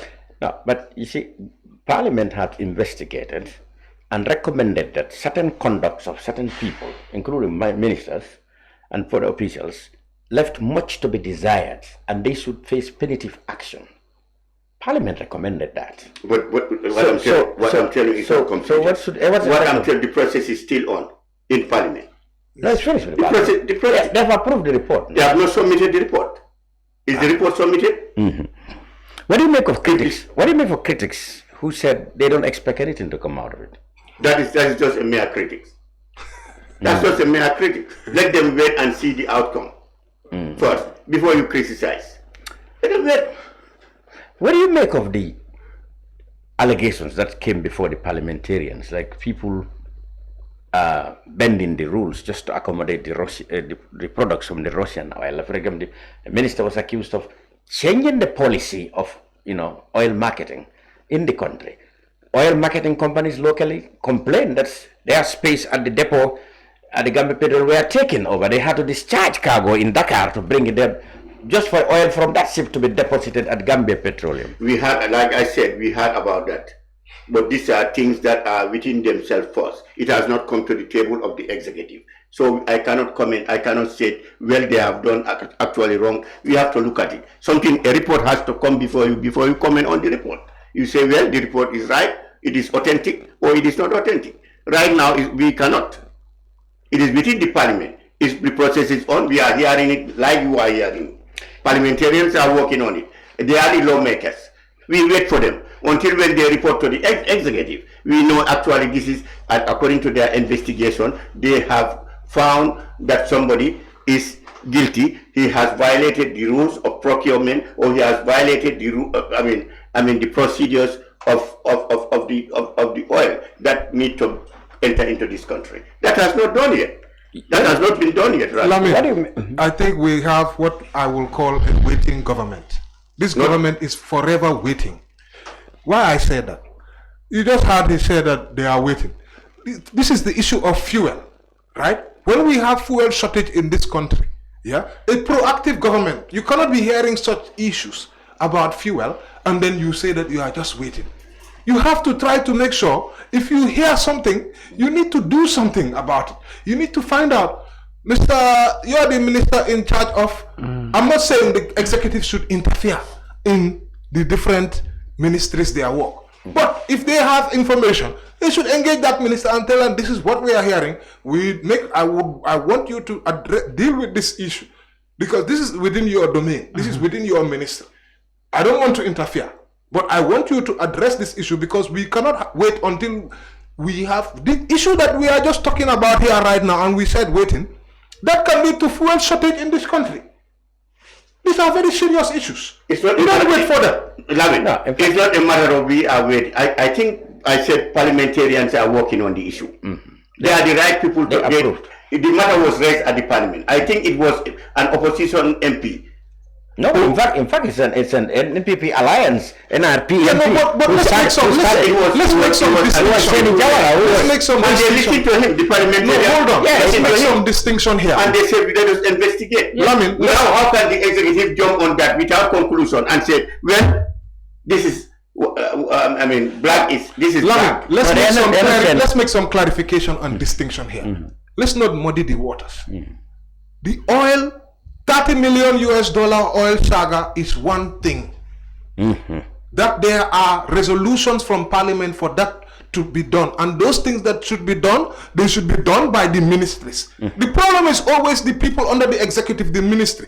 They are not doing what they are supposed to do, That's why Parliament has to now come and do this oversight and say, look, this is what you should do this, do this. That's all they're investigating. For me, the fact that they're investigating and all this shows you that these people are not doing their job. Let's clarify, that is one thing. There is another thing which we are talking about, which the two of you were just talking about, that they are looking at changing the rules and the laws around those where they are going to fuel, how these oil marketing companies are operating here. And it's causing them challenges to bring fuel. That's a different thing. Now, those kind of things, once the government hears those kind of things, you don't sit down and say, we are waiting. You need to deal with it. Why I say this government is a waiting government. 300 million, they're saying, was deposited. That's why these Gala people, this government is corrupt. I'm sorry. It's corrupt. 300 million in central bank. Just hold on 1 second. If this government is serious, the first thing they should tell us, what happened to that 300 million of that money? Because of every money that you deposit into an account, we know that this is a system. There are signatories. Who has that money? How has that money been released? Who signed for that money? And if this government is not a waiting government, they should go after those people. In fact, you sign this document. That is the biggest issue for the release of with this the money. Assets. It's not only what has been sold and or not sold, and how cheap they are, but where are the proceeds? Yes, this is the issue. See, that's the fundamental issue that's still not been addressed. Why is this? It's not just what has been sold or to who or what is left. It is where is the proceeds of what has been sold. Even that one. That's the fundamental issue now. Where is that one? But that's what Bartenbiru said that. But that's why. That's what Bartenbiru said, 300 million. But that's why. Have been deposited, and it's only logical that Jammeh's monies go to pay his victims. That money disappeared under this government. Nothing has been said about that. It disappeared under this government. 300 million. It's on record. You Google, you see it straight away. This shows you that they are corrupt. He said it in Parliament. No, I mean, it is wrong to say the government is corrupt. when investigations are going, nothing has been established. Yes. Investigation is going. If the money disappeared and no investigation, no follow up, then you said the government is corrupt. But the moment a red flag was raised, the government is following. To make sure that where the allegation is coming from, where the allegation is originating, we make sure that we investigate and get to the bottom of it. Honorable, that's what we are doing. Now going forward, so the government is not. As who are saying, although there is no government, even in your civil society, there are corruption. But wait, this government there are corruption in every society. In fact, the reason why I say this government is it's not only corrupt, very, very corrupt. This government, they issued a Ghanian commission. The Ghanian commission found some people, indicted them, banned them from office because of what they have done. What did this government do? They went, recycle those same people, put them into the system to do what? To show them those same tactics that the Ghanian commission said that they were involved in. Now, tell me this government is not corrupt. This government is corrupt. This government is fighting corruption. Is it that also? This government is fighting corruption, and corruption is everywhere. I can say it here. For me, corruption exists in the civil society. Corruption exists in the opposition. Corruption exists in private institutions. Government corruption. We fight corruption. We cannot eradicate corruption. So everywhere. I can tell you that comfortably. And that's why we established a bill in Parliament now. They passed this act. Since when? Until now, there was no commission fully set up. 2018. They have not given them nothing. They don't mean any business. By the time that this term is over, there will be no anti-corruption commission. All right. So what I want to say something, Honorable. You know why it is important that people are concerned about corruption in government. We are not saying probably the entire civil service. But when corruption is seen around the civil service, people are concerned because, one, corruption is very dangerous in a country. For example, if monies are allocated to deal with the health sector and government is still struggling to allocate money, just few people, individuals, just like that malaria, the World Bank issue. That is a serious issue. And Barrow even wouldn't like that, because how can you get money from from donors, development partners, or even taxpayers. And now you are telling people, pay tax, pay more tax, be compliant. At the same time, people will see the money is being diverted. So that is the danger of corruption. And the other thing is now going forward, this 300 million, Honorable, maybe you can take it up and discuss with the president to say, President, you need to work towards or see how best we can investigate this 300 million and other proceeds. Because imagine the estimation of the Ghanian Commission about the recovery even. They said they are thinking of recovering over 1 billion plus dollars plus. That even alone would have even helped government to do this SR, the security sector reform, the legal sector, the reparation. And government will not even struggle to get money. That is the direction. You understand? We will not even say we need this, we need that. Batavir's direction was that. Exactly. It's only logical that Jammeh's assets go to pay for what he has inflicted. Yes, we know it's not Barrow who was directly involved in terms of selling the proceeds, because I've heard the Gilma director, is it the Gilma director? He was like, some of the questions he could not even answer it to satisfaction. You understand? Imagine over 2,000 cattle. You cannot even account for 2,000 Jammeh. Exactly, Jammeh's cattle. It's not Barrow who went there to do the selling. But if those things happen, the president should be concerned and say, hey, those people that we assign to do this job should come and answer, and should tell us where are the proceeds, because government need these monies for development to ensure that these all these monies that we are saying, okay, we need this money, and while we are having opportunity to get those monies. That's why President Barrow took it from by himself to make sure that this thing, we get to the bottom of it. Make sure that the parliament, they investigate and know where this money is, how it was done, how the assets were disposed. That's why I said, if you listen to me from at the beginning, I said it is very important for a democratic country to have civil society.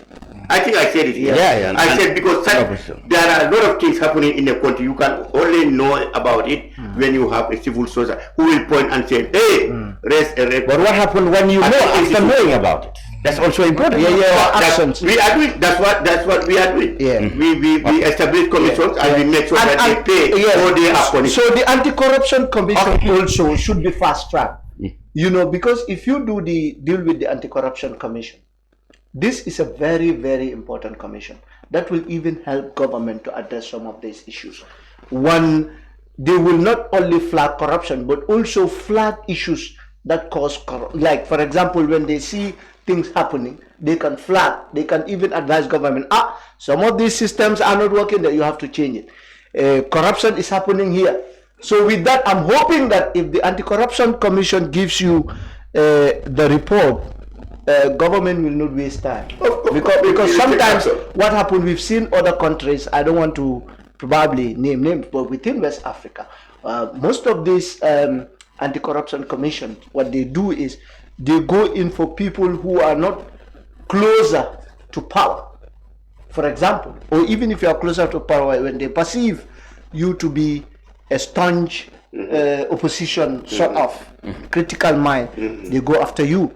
But when you are within the corridors of power, they just let you go. So those things are very, very also important. You see, corruption is not just stealing money or diverting it. There are many forms of corruption. Okay. Many forms. Now, why it is important? That's why I said corruption exists everywhere. Exactly. Why is it important? If you hear me, the reason why I say that, because there are many forms of, people think that just people in government who are doing, there are many forms directly stealing and diverting. No. See, a government, a public official can misappropriate funds.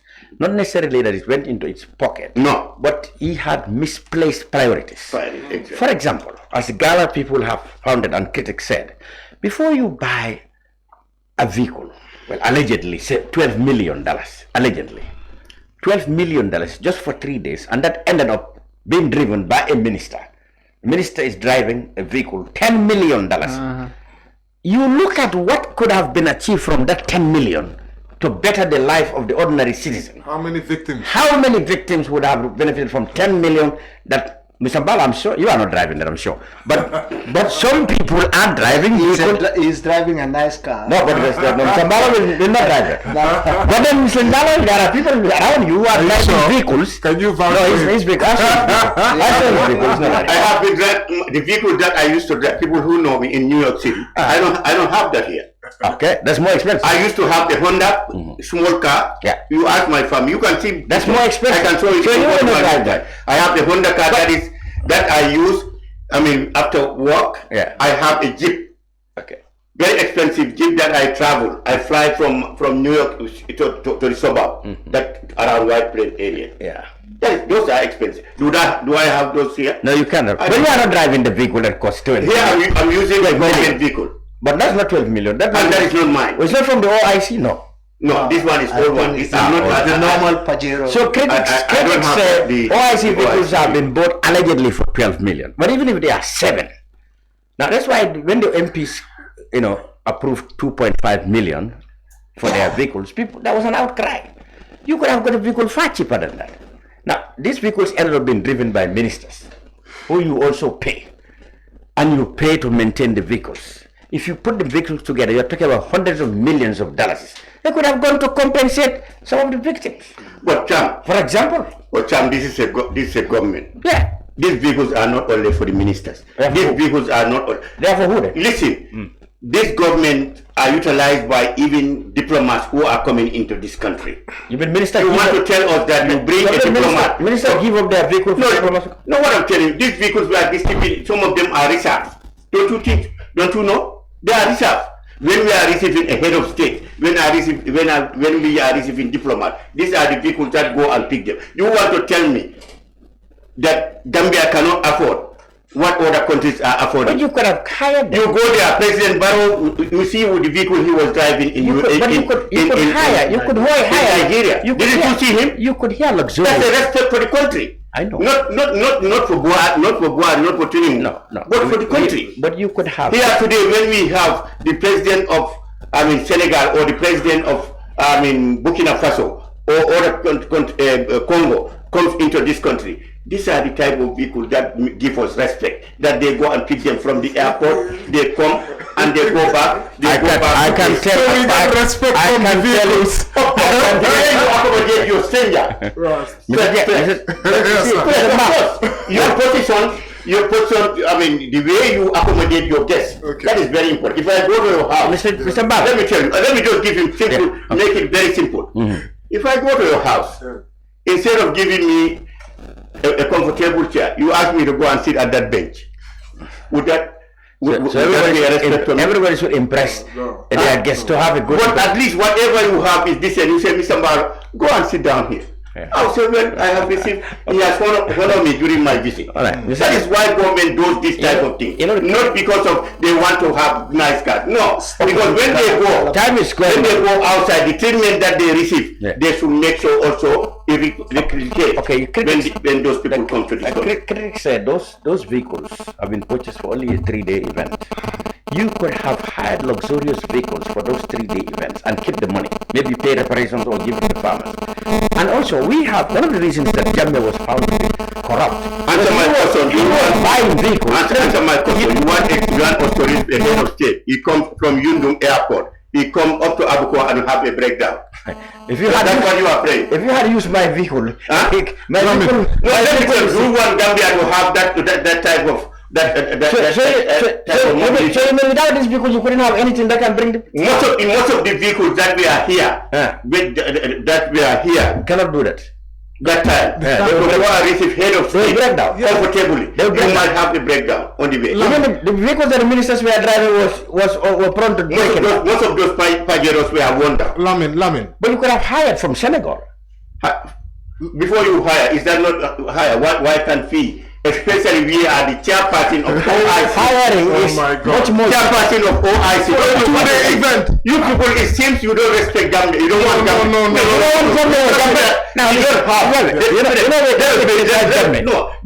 know what Gambia was doing. Listen. Let's have respect. Let's give our country respect. We are poor, but we have our dignity. So we have our standards. So we have to buy expensive vehicles. I'm not saying we buy, but an occasion like OIC and other events that are happening here, we have in foreign head of state. We should buy expensive vehicles. They should be treated with respect. That's very important. And how many head of state in fact came? In fact, how many are coming? How many conferences are going to happen here? So no, but how many conferences are going to happen? Lamin, please allow me. I think I need to come in here. You want us to come and say, can I borrow your car? We are getting Minister of Finance coming into this country. You want Gambia to be that type of a country? Give me a chance. Just like Gambia style of vehicles. Lamin. I think those homers. We don't need those homers. No, I think Lamin, we don't need the homers. We need to give you more gas. Let's bring some sanity on those homers. It's too much. Let's bring some sanity on this conversation. Okay. Please, because this is a very important issue. Exactly. Why I said it's an important issue. We had a 2-day event, and we didn't have more than 5. How many heads of states came here? Okay, so that's one. Then we could have rented these vehicles, very luxurious vehicles. But we have prime ministers. Mention prime ministers. You can. Prime ministers, they are equally. That's fine. You can have prime ministers. On behalf of the president. We could have rented. No, the president cannot go. His vice president is the president. Allow me, Saihou, let me come. What I'm saying is we could have rented the luxurious vehicles for a 2-3 day event. At the end of the day, we spent, because we did a fact check on this, 89 vehicles were bought, according to the minister. And remember that there was a deal. These vehicles are pre-financed, and we Gambia, we are now paying that, these monies to pre-finance rates. You know how much we have? We are owing. The total bill, $697,410,000. That's what it cost. That's what it was, about 9.96 million euros when you convert it to this. So at the $70 CA rate, which is what we used. Now, what is very clear, we need to cut our. You see, when he was saying, I agree with him. When my guests come, I give them the best of what I afford. Of what I afford. I cut my clothes according to my size. That's what my people say. This is what we can afford, but it makes it comfortable. So we don't have to. We have to be prioritizing. We have not given 200 millions to the victims, but we are ready to spend $697 million on vehicles for a 2-day event.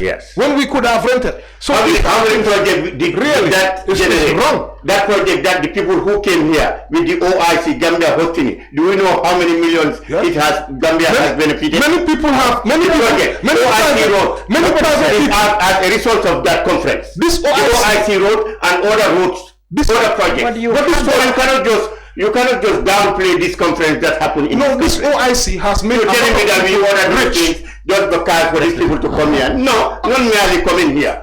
But before they are coming and after they are coming, what are the beneficiaries that Gambia has benefited? But you had already got those projects. At least to make them comfortable. You see, that is where I agree with everybody. Because they funded it because of the conference. Now listen, that's where I agree. They were approved because Gambia was going to host it for this. So don't take it merely they are just coming here. But prior to their coming, what was approved for Gambia? After they are coming, what was approved for Gambia to benefit?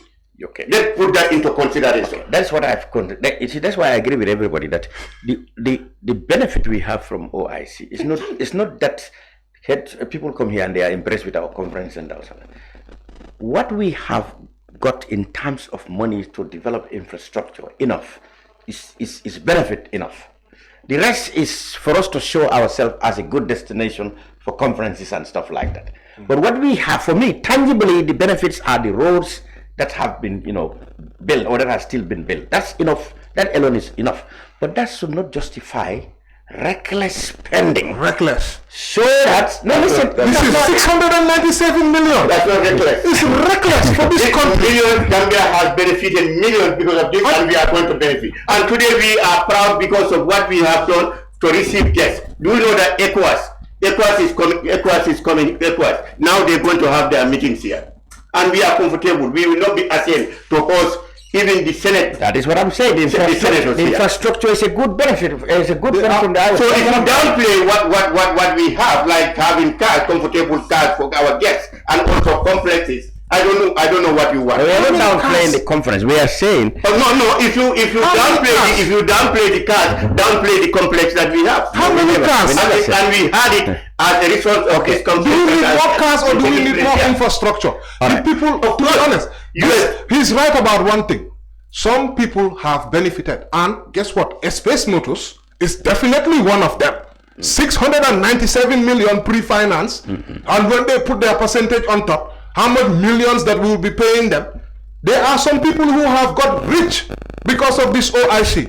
Yeah. Some of them in the government, those who are their friends or those who are not in the government, they are friends. They're giving them all kind of contracts. This thing was not supposed to go like that. Allegation. Exactly. Okay. Allegation.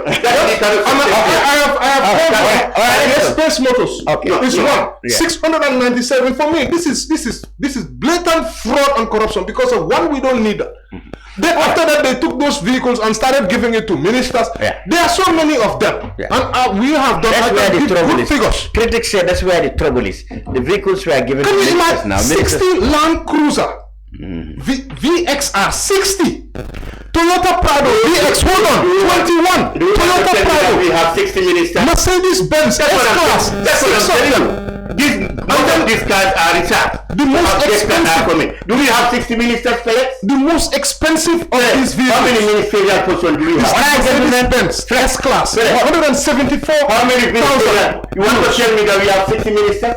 All right, Mr. Mballow. You have more and more. That's what waste. This is the waste. But no, this is the problem. What we're saying. This is the waste. No, it's not. You should be renting these vehicles. You should not be buying them and spending them. You should put this money in our priorities. Put it in agriculture. Put it in health. Imagine 100 million or 200 goes to victims. Another 100 million or 200 goes to agriculture. 100 million goes to health. This is what we are saying. That's a one way. And then they rent the Finally, way of thinking. And we're giving the floor to Mr. Mballow. Yes. Mr. Mballow? Yes. Politically, now, your party, the NPP, seems to be, well, quote unquote, gaining a lot of momentum. You have even taken, how to call it, an MP, a sitting MP from the APRC faction loyal, former President Jammeh, Amikole.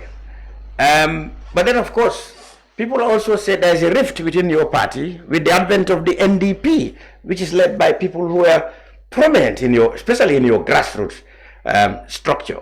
What do you make of this? Well, I mean, we are happy that these things can only happen if there is democracy. We are very happy. President Barrow is very happy. And let me tell you what happened. Like some people leaving us. It's not new in politics. It's not new. Okay. Sadauda Jawara. You can see late Daddy Sadauda. Sirfudiba worked for him. Didn't he form his own party? Ba Hassan Musa worked with him. Ba Hassan Musa, you remember? Yeah. He went and formed the GPP, Gambia People's Party. Yeah. Is that a crime? But that didn't stop President Jawara from winning elections. So why should we be worried? Why should we see it as a problem? While we are calling for genuine democracy in this country. When these people left, we had no problem with them. And Sabali has been appointed. He has just gone through a nationwide tour. And the outcome, the welcome, the youth wing had never had a welcome like that. Oh, really? Of course. Okay. That's good. So today, sometimes changes are better. That means we are ready for 2026. Okay. Felix, don't run away. Okay. So how that means that further demonstrate that definitely the party is moving forward. The youth wing now is well structured. They are advocating throughout the country. Sabali went round to make sure that he strengthened the youth structures throughout Koina to Kadon. He's just back. Tomorrow he's going to have a meeting in Banjul. Yesterday he was in Brikama. Oh, yeah? Meeting with the youths. The youths are ready. Some of them were not participating. Now they are participating. They see themselves as people who have been recognized, their efforts have been recognized. Because there has never been this type of activity within the MPP in the youth building. The president predicted 75% in 2020. If you don't get to 75, how logical is it? I am telling you, if you don't get 75% of the votes, then we will not be happy. So that means we have, with all the projects that president is doing in this country, with all the promotion of democracy, respect for the fundamental of rights, human rights, respect for media, freedom of speech, freedom of movement, that Barrow has given Gambians. He goes to election, he go and evaluate what he has done for the Gambians, the direction that he is moving this country. You give him 60% or 50%, we will not be happy, honestly. So you are not aware of a growing number of critics of the regime's handling of the economy? You are not aware of that? I am aware, but we cannot stop that, and we are happy to have those type of critics. Those in any democracy, if you don't have that, you have a problem. Let me tell you that. If you don't have critics, people are shouting wala wala wala wala, come down, do this. If you don't have that, you have a serious problem, because people are quiet about something. But you see, this South, I told you, this Southing would tell us, might be there is an area that we need to concentrate. There is something going wrong somewhere, we correct it. But with the projects, with the Hakalan Road, with all this Timfarato Hospital now built, with all the roads, bridges in Basse, in Sabat Sanjal, and all this in Brufut, that President Adam Barrow has established, and he is working. Look at look at these roads here, Maria Makunda. Look at the roads also here near Kadikadi Bijiro. People are happy. That's what you said. People are very happy. Okay. What do you make of the opposition's claims that the NPP is definitely going to be defeated next time in 2026, and others who said, in fact, your candidate should not even consider running for a third term? That is, I will not waste my time about that, because me, I talk about constitution. I am very concerned about the supreme law of this country. If the supreme of the law, constitution states something, I respect that. But anything against the constitution, I will not go beyond that or outside of that line, because then I would land myself into trouble. I can be locked. Right now, if I violate the constitution, don't you think they will lock me up? Even if I am a special advisor to the president, but if I violate the constitution, I'll be in my... But it's not wrong to say the president should not go for... No, what I'm saying is, that's why I say I will not waste my time. It's not going to happen. That will not stop him. I know that. It's not going to stop him. Even for moral reasons. I will not stop him. Even for moral reasons. Because those are moral issues that maybe I said it one time, I will not do this, I do that. That's a moral issue. I cannot hold somebody, but even somebody who promised that he's not going to entrench himself, he's come to eradicate... This is not a matter of entrenching. He's going for... He's looking for 15 years. No. Yeah. Listen. He's looking for 15 years. For me, one thing I agree with you constitutionally. We don't have a term limit, but we are also. And then we conclude. No. I want to say something. Yes. Okay. We are also building. We are also building a new society. If you observe the trend, the problems that happen, of course, even with Jawara came and stayed. Causing the 1981 coup, he stayed again in 1994, sorry. And then Barrow came with another agenda, saying one thing that we normally have as a problem is overstaying power. So now if a president who was saying that overstaying was a problem, and this is a problem, we all agree. Now if he comes and say, okay, now I'm running. I'm not saying he doesn't have a right. To be honest, I cannot say that. But looking at our realities as a country, and we are charting a way forward, as a person, for me, are we looking at a bigger perspective, or do we just want to continue with the same trend, political trend, that leaders will come and stay anytime they wish to leave? Okay. And finally, yes. Answer his question finally, Yes. Mr. Mballow. Yes. Don't you think it is in the best order and logical, for somebody who campaigned to end self-infringement, who even said he'll go after 3 years, is now looking for 15 years. He's asking whether it wouldn't be better for him to set a good example in keeping with those promises, to say, look, I have got enough. I've got 10 years. And to set a good example, I am going. That's what he's saying. He said, is that not logical? Okay. Mr. Cham, I think, what Mr. President Barrow promised, he has put that on the table. He wanted to make sure that a term limit is. But he wanted to go after 3 years. No, just wait. He didn't do 3 years was that was not law. But he talking about 3 years. But he himself said he will. That was an arrangement, friendly arrangement. We have said that over and over. Friendly arrangement cannot. That is not. Okay, let's go. That is not the law. So why do you think he wants to go? You cannot prosecute somebody because of two of us. I told we went outside and I said to you, today I'll buy a pancake for you, and you didn't buy it for me. But I will not trust you again. But I won't trust you. That's a moral issue. That's who promised me when we go out. But I will not trust you again. So we were talking. He said to me when we go out there at the pancake seller, you never he will buy, and he never buy for me. Can you take me to the police for that? But I won't trust you anymore. Wait, that's a moral issue. Is that what?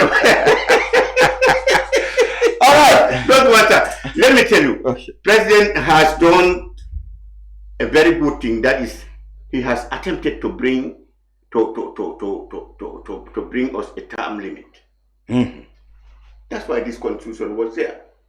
These are all his efforts. You see here, President Jonathan and other people, stakeholders, coming here because he wanted that thing to be included, so that Gambia would no longer have a constitution that do not have a term limit. Well, what happened? The people who are advocating for term limit are the very people who brought it, who threw it to the garbage. Just as his people did in 2020.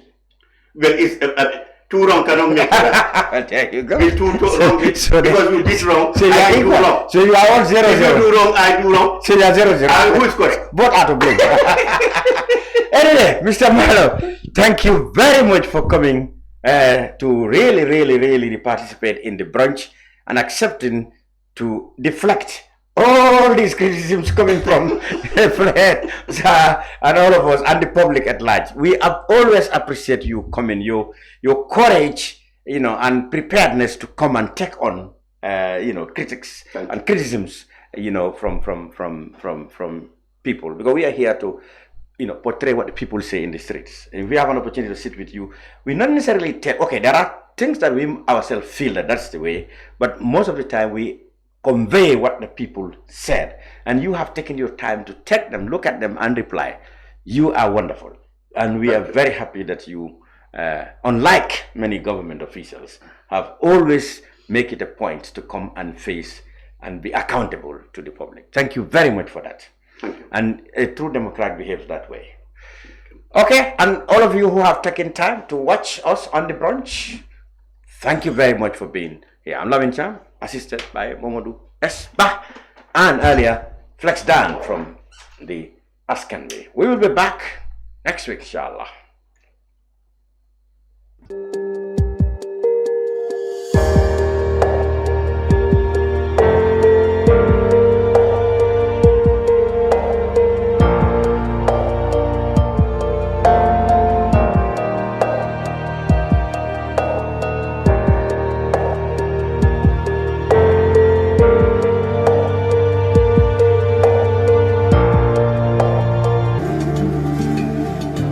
Islamic microfinance is becoming an increasingly popular mechanism for poverty alleviation, especially for developing countries around the world.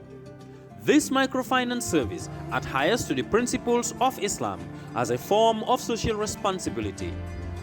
Yona Islamic Microfinance is the Islamic microfinance of choice in the Gambia, trustworthy and reliable. At Yona Islamic Microfinance, we provide savings products, current accounts, financing products in conformity with Islam. In addition, Yona Islamic Microfinance also offers local and international remittances, takaful fund, management of zakat, management of awqaf, trading and investment, and building of strategic partnerships to bring financial services to the doorstep of the poor with donor projects, madrasas, youth organizations, women groups, and farmer organizations. Make a choice with Yona Islamic Microfinance today. For more information on Yona Islamic Microfinance, call 377-2151 or 9832-151 or visit Yona head office at Tipa Garage, Bakote, or visit any Yona branch located countrywide near you. Jamano Money Transfer Bureau de Change, your go-to option when it comes to money transfer. With Jamano, you can send money from anywhere in the world to your family and loved ones in the Gambia and be sure the funds will be delivered to them within the shortest time possible. For your convenience, funds sent through Jamano Money Transfer can be picked from all the banks and multiple other financial institutions, including Ajib Bank, Trust Bank, GT Bank, Mega Bank, Basic Bank, Reliance Financial Services, and Approved Services. Visit our head office at Bruce B opposite AfricMed next to Trust Bank Limited or email us at info@jamanomt.com. You can as well call us on 310-3050 or 310-3051 or yet still 733-0688. Our opening hours are 8 a.m. to 8 p.m. Monday to Saturday and 9 a.m. to 4 p.m. on Sunday. Jamano Money Transfer, your most trusted money transfer service where customer satisfaction is paramount.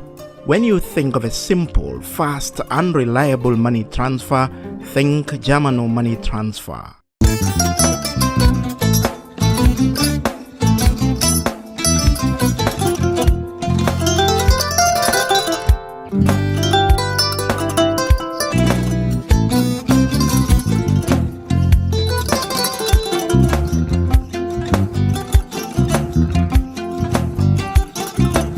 Agada Mbijan raganya Albaka mbaka important yo nga transfer la sto ya transfer la ha code nyinji okay cosa nsila ID soto sa soto sorry agada Mbijan bro Albaka mbaka bara alla service o tariya mbare mo ki janna nun kunu bara tariya jannom yona forest de bureau Gambia tonkon na no mbari ya bere birin koyna fo kato bari si kodo kino kato nim fo bolon labe 56 branches mola soto Gambia jam ha Gambia kono ani Gambia bantala bankol nko kono kiya bere kodo sifa fo falindiro fo nyaadi lafta memmen na kodi to poto nin kodi maraw jannom number 1 ti nyonta andum fana nata anoda enterprise sotale golam nyindi ko domorol fana kol fana be firale de dadi man domorol dil fana beteat Gambia dawda yalo ngam fa kendol sotale je wo moyo diat apelenta baraka ni na lafta nyelan kendol e binaji yalo bu kanila ko la baraka ba yalo ndel ciosano lo baraka